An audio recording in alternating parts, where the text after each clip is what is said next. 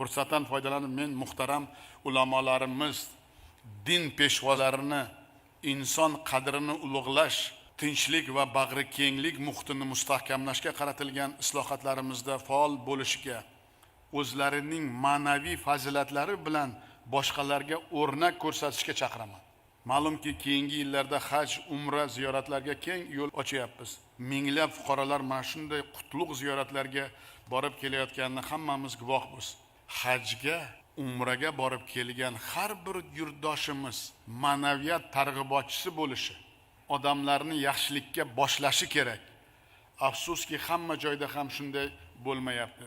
Ziyorat bahona o'zini ko'z-ko'z qilish, manmanlikka berilish kabi bizga yarashmaydi, xunuk holatlar ko'zga tashlanyapti. Bular albatta barchamizni o'ylantirish kerak va biz ogoh bo'lishimiz kerak. Bekorga shuncha markazlar qilganimiz yo'q. Qachon bor edi Imom Buxoriy, Matrudiy, Termiziy markazlari qachon bor edi?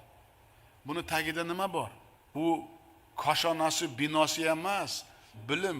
Nima uchun men Imom Buxoriy markazini quryapman? Kelgan odam bobomiz kimligini bilish kerak.